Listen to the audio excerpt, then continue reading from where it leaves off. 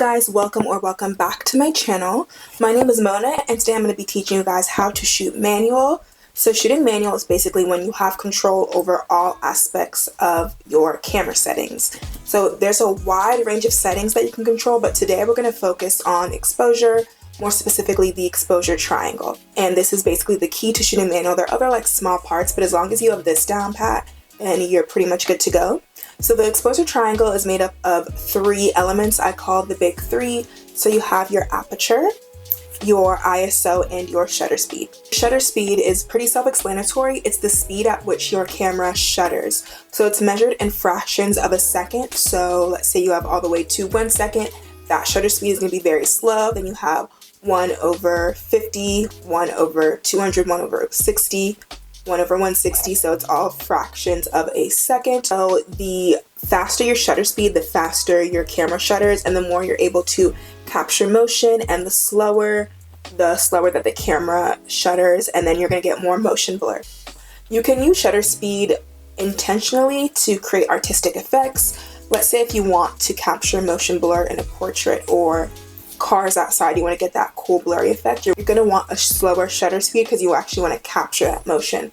Versus if you're photographing a sports game and you want to actually capture the players jumping for the ball or kicking or free throws, whatever sports people do, you're going to want a faster shutter speed because you don't want those images to be blurry. You want them to be pretty crisp and you want to freeze that motion. I always say a general rule for shutter speed, if you don't want any motion blur, you want like a pretty clean image, is to do at least 1/200 because you have to account for some of the actual shake you're going to get from your own hands holding your camera, because naturally like our hands are kind of fidgety. So if you have a slower shutter speed and let's say you're photographing a portrait, if you have it like 1/50, you're going to get a little bit of movement even if your subject's not moving because of your hands. So some people like to say 1/160, but I personally push it up to 200, but that is because I do use a heavier camera. I shoot with the Canon 5D Mark IV, so if you have a lighter camera, then you can get away with like 1/160. It all depends on how steady your hands are. Next, we are going to be going over aperture. People also use the term f-stop for aperture, like pretty interchangeably. It's kind of like a nickname. So if you hear someone saying my f-stop was 2.8, they mean their aperture was 2.8. And aperture controls the opening in your lens, and that controls how much light is able to be let into your image. So let's say if your aperture is 2.8, that's pretty wide. So like the lower the number, the wider the aperture. So at 2.8, your camera shutter is going to be like this. And then as you go to like f.5, 6, 7, that hole is going to get smaller. And so the higher the aperture, the smaller the opening in the camera is, and the less light is being able to be let through. And I'll put kind of images here so you guys can visualize that better. Aperture is measured in f-stops, so you'll have f2.8, 4, 5, 11, 12. Each camera is a little bit different. Aperture is going to be important based on your environment. So if you're someone who likes to shoot concerts, you're not going to have a lot of light available around you, so you need that lower aperture and you need your camera all the way open to be able to let in that light. And if you're shooting in the middle of the day, you're going to have a lot of sunlight outside, so that's when you're going to need a higher aperture of like, let's say f11, because you have so much readily light available. If you have a lower aperture, your image is going to be too blown out. So, and also aperture comes into play when you're purchasing lenses based on what you want to shoot. Let's say if you're shooting, we'll go back to the concert reference, you're going to need an aperture that's pretty low, so you want to get a lens that goes low to like 2.8 or even like 1.4, depending on if it's zoom or prime, versus if you're just going to be outside, your aperture is not going to be as important, so you don't need a lens with a super low aperture because you're going to be out in the daylight anyway, and your sun is going to be your brightest light source. So your aperture also controls your depth of field, and depth of field means how much of your image is in focus. So if you guys see portraits where there's a blurry background, that is a shallow depth of field, and that blur is referred to as bokeh. So if you want that blurry background effect, you're going to want a lower aperture. And if you want all of your image sharp and in focus, that means you want deep depth of field, you're going to want a higher aperture.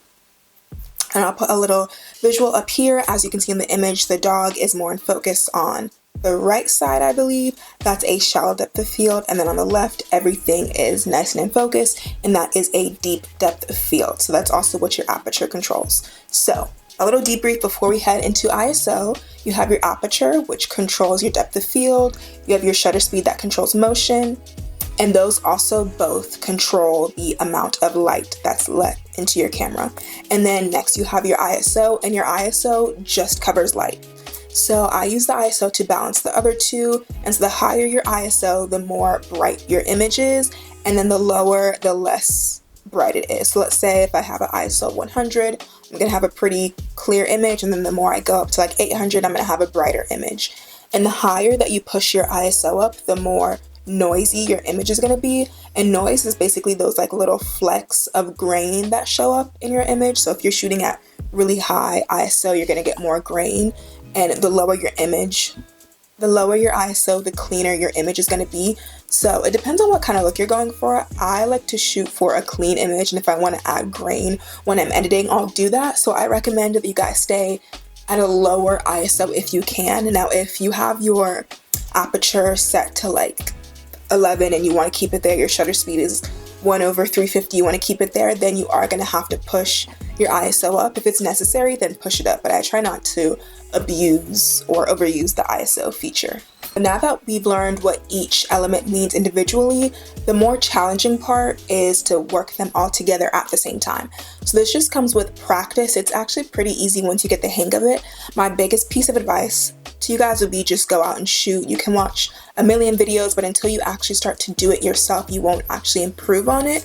So I'll give you a live example. Let's say I'm shooting a portrait and I want a nice blurry background, and I also want no motion blur. If I want that blurry background, what am I going to do? I'm going to put my aperture low. So let's say we set it at 2.8, and let's say I want no motion blur. I'm going to put my camera at 1/200th of a second, and then from there, I'm going to balance out my ISO. So the key to the exposure triangle is to actually identify what you want out of your image. So if the most important thing to me is motion, I'm going to prioritize my shutter speed. If the most important thing is depth of field, then you prioritize aperture. ISO you're never going to prioritize because it's really just used to balance out the other two settings.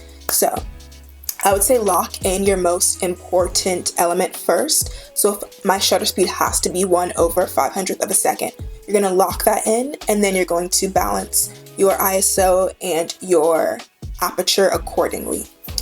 Let's say I want to capture some motion blur, so I want 1/30th of a second.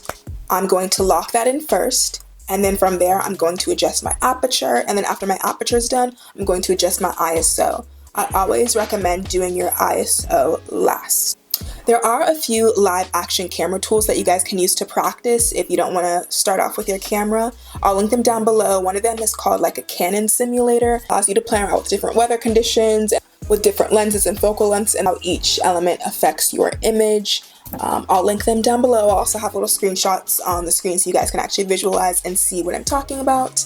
And that is pretty much your key to shooting manual. Shooting manual is really important if you want to master the craft of photography, and a big part of that is you actually get to know the elements of what makes an image. When you're shooting automatic, you only have control over the framing and like the composition of the image, but you don't actually have control over each setting, over how your depth of field looks, over if you're capturing motion blur or not. When you shoot manual, you have control over every aspect of the image, and it really pushes you to actually master the craft versus just clicking a button.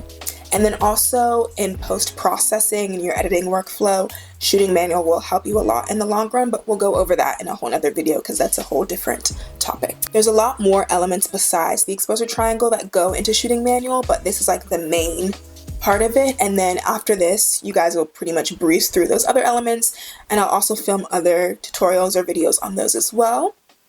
So that is it for today. I will see you guys next time. Please don't forget to like, comment, subscribe, and as always, I'll have my Instagram on the screen and link down below, and I can connect with you guys on there. If you have any questions, feel free to message me or comment down below. Bye guys.